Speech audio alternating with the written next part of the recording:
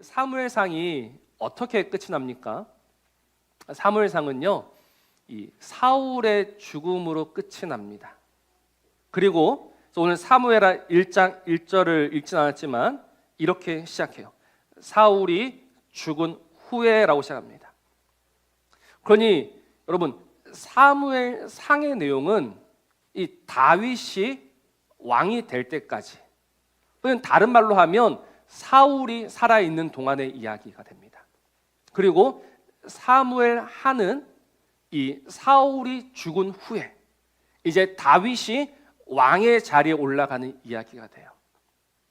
그래서 이제 그 다윗이 그 사울로 말미암아 겪었던 그 핍박과 어려움 속에서 드디어 이제 이스라엘의 왕이 되고 그 왕으로서 하나님의 통치를 보여주는 이야기가 사무엘하가 되는 겁니다. 그러니 이 사무엘하는요, 사실 기쁜 노래로 시작을 해야 돼요. 그렇지 않습니까? 다윗의 원수인 사울이 죽었기 때문에 다윗이 기뻐하면서 즐거워하면서 그래, 이제는 내 때가 되었다라고 환호하면서 이 사무엘하가 시작되어야 합니다.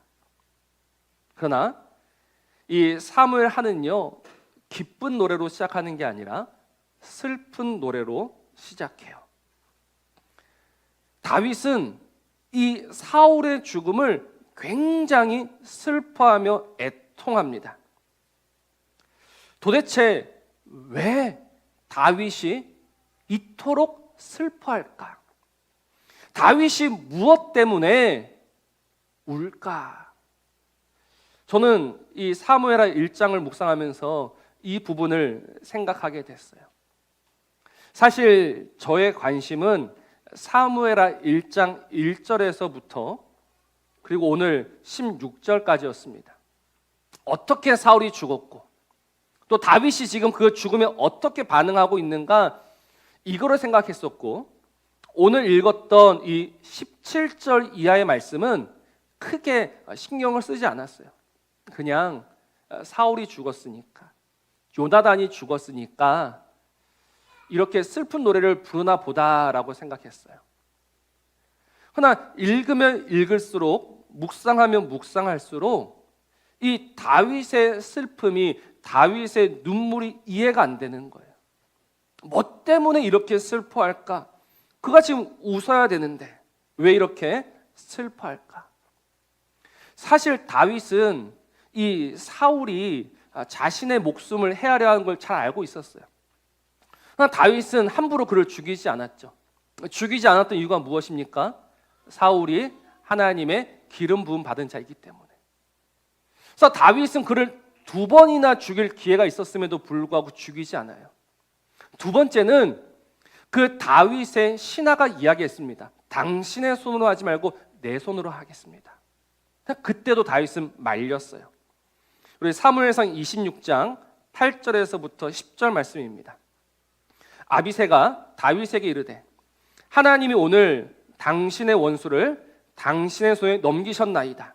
그러므로 청하오니 내가 창으로 그를 찔러서 단번에 땅에 꽂게 하소서. 내가 그를 2번 찌를 것이 없으리이다 하니 다윗이 아비새에게 이르되 죽이지 말라. 누구든지 손을 들어 여호와의 기름 부음 받은 자를 치면 죄가 없겠느냐 하고, 다윗이 또 이르되 여호와께서 살아계심을 두고 맹세하노니 여호와께서 그를 치시리니 혹은 죽을 날이 이르거나 또는 전장에 나가서 망하리라. 오늘 이 말대로 되었지 않습니까? 하나님이 그를 죽이셨습니다. 하나님이 그를 치셨습니다. 그러면 다윗은 기뻐해야 돼요. 근데 다윗은 기뻐하지 않는 거예요. 그 이유가 무엇일까?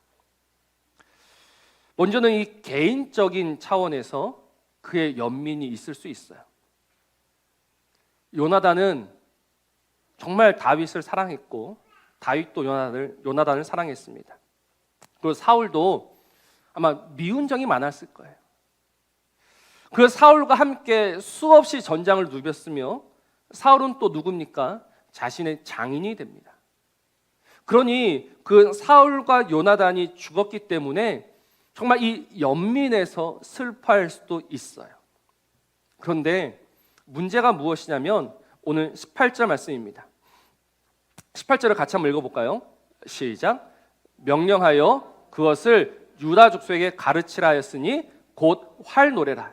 야살의 책에 기록되었을 때라고 합니다. 자, 무엇을 가르치라고 하냐면 자신이 지었던 슬픈 노래를 그 유다 족속에게, 이스라엘에게 가르쳐라라고 합니다. 여러분, 그러니 지금 다윗이 지은 슬픈 노래는 다윗만 부르는 게 아니에요. 그 온 이스라엘이 배워서 불러야 하는 노래가 되는 거예요. 이게 뭘 의미합니까? 이 슬픔은 단순히 다윗 한 사람의 슬픔이 아니라 그 유다 공동체의 슬픔이다라는 거죠. 온 유다가 슬퍼해야 된다라는 거예요. 그러면 온 유다가 뭘 슬퍼해야 하는가? 그게 이 노래 제목에 잘 드러납니다. 여러분, 이 노래 제목이 오늘 뭐라고 나와 있습니까? 활노래라고 나와 있어요. 활입니다. 활. 왜 뜬금없이 이 노래의 제목을 활이라고 지었을까? 우리 22절 보시면요, 죽은 자의 피에서 용사의 기름에서 요나단의 활이 뒤로 물러가지 아니하였다. 그래서 어떤 사람들은 이 요나단의 용맹함, 요나단의 그 활약, 이것들을 기억하기 위해서 이 요나단의 활에서 이 제목을 따왔다라고도 합니다. 그러나 우리가 이 활이라는 단어가 이스라엘에게는 굉장히 특별한 단어입니다. 우리 한번 따라해 볼까요? 캐셰트. 캐셰트. 제가 모데오식 같아서 말씀드린 카세트라고 생각하시면 됩니다. 카세트.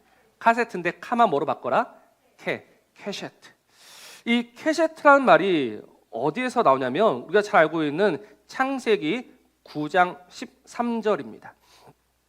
창세기 9장 13절 말씀 보시면 내가 내 무지개를 구름 속에 두었나니 이것이 나와 세상 사이의 언약의 증거다라고 했습니다. 여기에 캐셰트가 어디 나옵니까? 오늘 제가 제목에 적어놨죠. 활, 무지개. 그러니까 이 무지개가 캐셰트입니다. 여러분, 활이랑 무지개랑 상관이 있습니까? 없습니까? 없는 것 같은데 모양은 똑같아요. 그래서 그렇죠? 무지개가 영어로 뭡니까? 레인, 보우입니다. 보우. 보우가 활이죠. 그래서 사실 이 캐셰트라고 한다면 단순히 무기로서의 활을 의미할 뿐 아니라 이 창세기 9장에 나오는 이 캐셰트, 이 무지개를 이스라엘은 연상하는 거예요. 이게 무엇을 의미하냐면 그 밑에 9장 14절, 15절에 이런 말씀이 있습니다. 내가 구름으로 땅을 덮을 때에 무지개, 캐셰트가 구름 속에 나타나면 내가 나와 너희와 및 육체를 가진 모든 생물 사이에 내 언약을 기억하리니 다시는 물이 모든 육체를 멸하는 홍수가 되지 아니할지라라고 합니다. 하나님이 캐세트를 보세요. 하나님이 캐세트를 보시고 기억하십니다. 뭘 기억하시느냐? 이스라엘과의 언약을 기억하시는 거죠. 여러분, 제가 이 언약이라는 게 무엇인지 누누이 말씀을 드렸습니다. 언약은 관계입니다. 하나님과 이스라엘의 관계. 하나님과 이스라엘의 관계가 유지될 수 있는 것은 하나님이 그 캐세트를 보고 계시는 거예요. 하나님이 그 무지개를 보고 계시는 거예요. 하나님이 그 구름 속에 걸어두신 캐세트를 보시면서 아, 맞아. 이스라엘은 내 거야. 이스라엘은 나의 백성이야. 그래서 하나님이 그 무지개를 통해서 언약이 이어지고 있는 거예요. 그러면 이 무지개를 하나님만 보십니까? 이스라엘도 봐야 되는 거예요. 이스라엘도 그 무지개, 그 케셰트를 보면서 하나님이 나의 하나님이시야라고 고백하면서 살아가야 돼요. 이게 바로 이 언약 안에서 살아가고 있다라는 것이죠. 근데 지금 어떤 일이 벌어졌습니까? 사울이 죽었습니다. 여러분, 이 사울이 죽었다라는 것이 무엇을 의미할까요? 이는 단순히 그 이스라엘의 한 왕이 죽었다라는 것을 의미하지 않습니다. 단순히 그가 이스라엘의 왕일 것 같으면 다윗은 그를 죽여도 벌써 죽여도 됩니다. 그러나 다윗이 그를 죽이지 않았던 이유는 그가 하나님의 기름 부음을 받은 자이기 때문에. 하나님의 기름 부음을 받았다라는 의미가 무엇이냐면 이 하나님과의 언약 속에 있다라는 의미가 되는 거예요. 그래, 하나님의 언약이 유지되고 있다라는 거예요. 누가 살아있는 동안에는? 기름 부음 받은 사울이 살아있는 동안에는. 근데 누가 감히 그 사울을 죽인단 말입니까? 누가 감히 그 하나님의 기름 부음 받은 그 언약 안에 있는 자를 죽인단 말입니까? 다윗은 그래서 그를 죽이지 않았어요. 죽일 수가 없었던 거예요. 왜? 하나님의 언약이 여전히 살아있기 때문에. 근데 지금 사울이 죽었어요. 그러면 사울이 죽었다라는 것은 무엇을 의미합니까? 언약이 깨졌다라는 거예요. 다윗이 왜 그렇게 슬퍼하고 왜 그렇게 아파했을까? 이 언약이 깨졌기 때문에. 하나님과의 언약이 깨진 것이 그렇게 아프고 그렇게 슬프고 그렇게 마음이 무거웠던 거예요. 하나님의 언약, 그래서 내가 하나님의 백성이 되고 하나님의 자녀가 되고 하나님의 은혜 안에서 그렇게 살아가고 있는데 큰일 났다, 큰일 났다. 언약이 깨지고 말았다. 그래서 다시 이스라엘에게 이 노래를 가르치는 거예요. 이 언약이 깨지는 것이, 이 케셰트가 깨지는 것이 얼마나 무서운 것인지를 알아야 한다라고 해서 이 노래를 가르치고 있는 거예요. 그래서 사실 이 노래의 핵심은요 21절입니다. 우리 21절 같이 한번 읽어볼까요? 시작. 길보아 산들아 너희 위에 이슬과 비가 내리지 아니하며 재물 낼 밭도 없을지어다. 거기서 두 용사의 방패가 버림받음이니라. 곧 사울의 방패가 기름 부음을 받지 아니함 같이 되미로다. 용사의 방패가 버림받고 그 방패가 기름 부음을 받지 아니함 같이. 이 하나님의 언약이 끊어진 상태. 그러니 어떤 일들이 벌어집니까? 너희 위에 이슬과 비가 내리지 아니하며 재물 낼 밭도 사라지는 거예요. 언약이 깨지면 그 무엇도 기대할 수 없다라고 오늘 노래하고 있는 거죠. 여러분, 이스라엘이 가뭄 들 때가 있었어요. 이스라엘에 비가 내리지 않을 때가 있었어요. 그때는 하나님의 저주 아래 있는 때입니다. 하나님이 그 하늘의 문을 닫으시면 이스라엘은 꼼짝없이 죽을 수밖에 없어요. 그러나 하나님이 신실하게 그 하늘의 문을 열어주시는 이유가 뭐예요? 언약 때문에. 근데 지금 그 방패가 버림받았고 그 방패가 기름 부음을 받지 아니함 같이 되어서 이슬과 비가 내리지 않는 이 저주 안에 있고 말았다. 그래서 오늘 다윗은 이 노래를 가르치면서 슬퍼하면서 우리 안에 이 언약이 깨지면 망한다라고 이스라엘에게 힘주어 말하고 있다라는 사실입니다. 그래서 사랑하는 성도 여러분, 오늘 우리 삶 속에서 제일 무서운 일이 무엇일까요? 오늘 우리 삶 속에서 일어나는 수많은 일들 가운데 가장 두려운 일은 무엇입니까? 이게 사실 우리 믿음의 정체를 딱 드러냅니다. 여러분들이 생각하시고 여러분들이 상상할 수 있는 가장 무서운 일이 뭐예요? 여러 가지 사건, 사고가 떠오를 수도 있을 겁니다. 우리의 실패, 우리의 망함이 떠오를 수도 있을 겁니다. 그러나 적어도 다윗에게 있어서 가장 슬프고 가장 두렵고 가장 무서운 일은 하나님에게서 끊어지는 거였습니다. 그리고 나중에 사무엘 하나 보면서 또 보게 될 거예요. 다윗이 범죄합니다. 다윗이 밧세바와 간음합니다. 그래서 나단 선지자가 와서 그를 책망하죠. 그 책망을 들었을 때 다윗은 시편 51편 10절에서 이렇게 고백합니다. 나를 주 앞에서 쫓아내지 마시며 주의 성령을 내게서 거두지 마옵소서.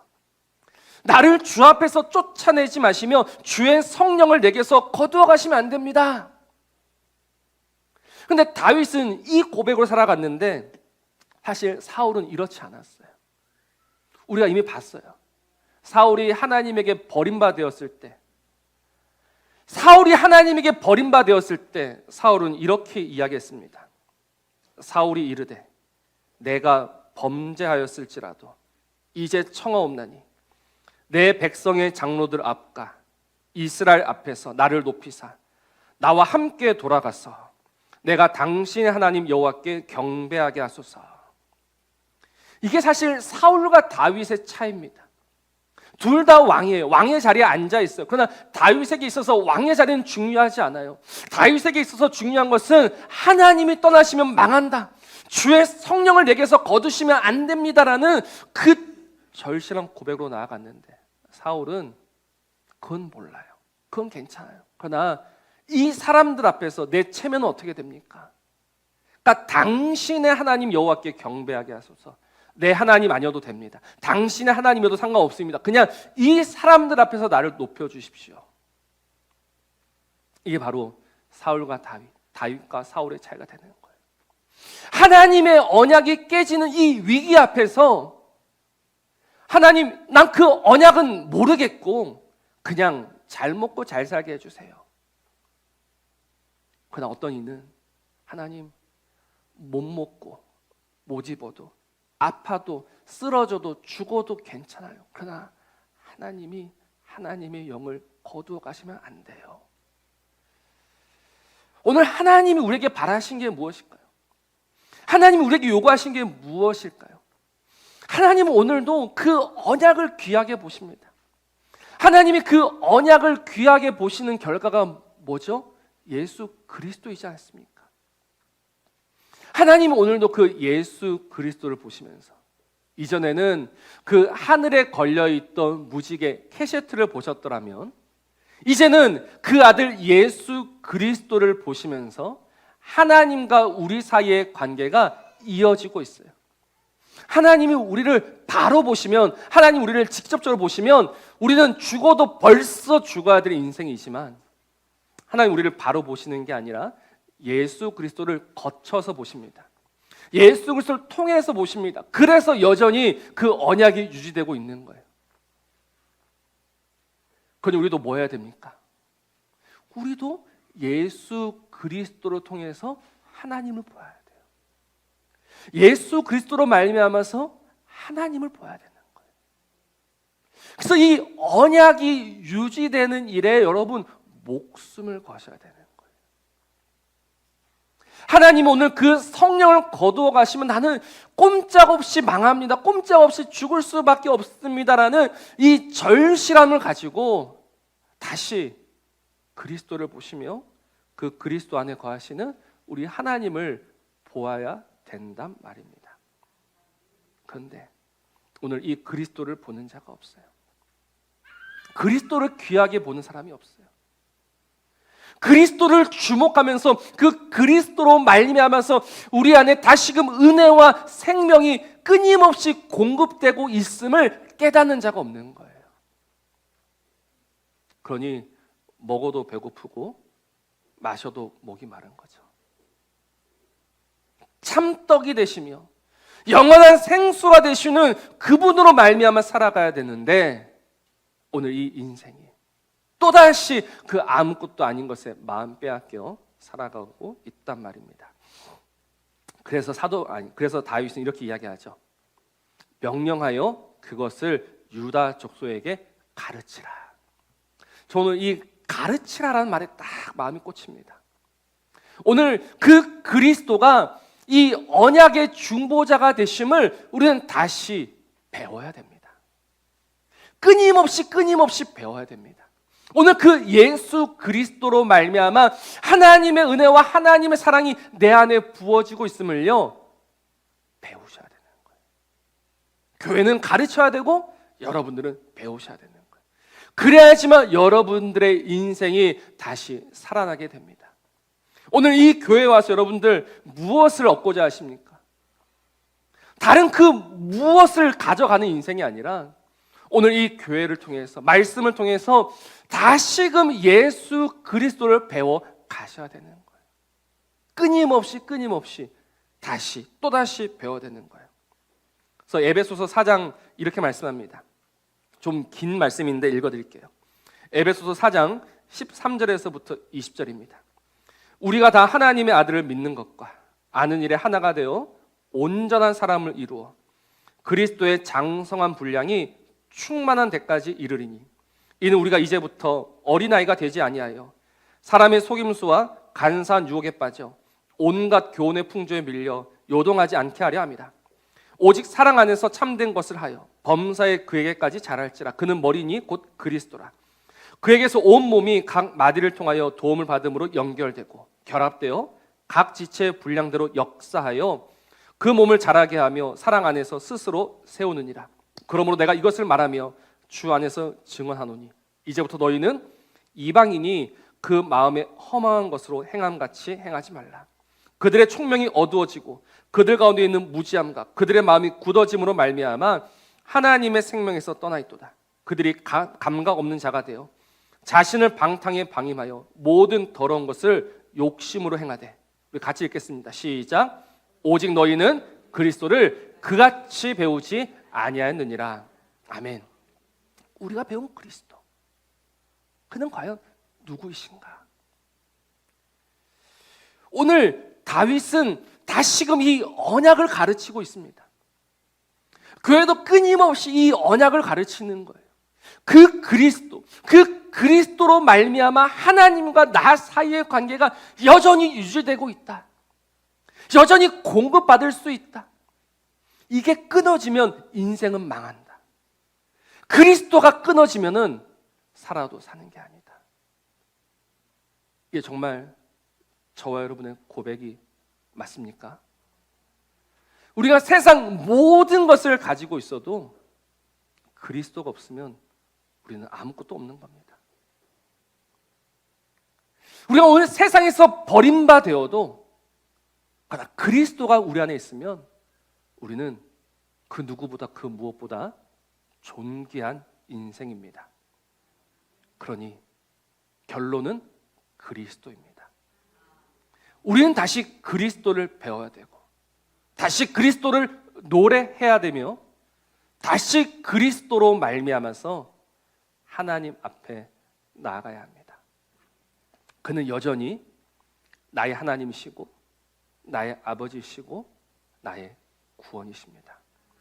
하나님이 우리에게 주신 유일한 구원의 길은 예수 그리스도입니다. 내가 곧 길이요 진리요 생명이니 나로 말미암지 않고는 아버지께로 올 자가 없느니라. 이 길이 이어져 있으면 사는 거예요. 분명 세상 속에서 여러분들 어려움이 왜 없겠습니까? 왜 답답함이 없겠습니까?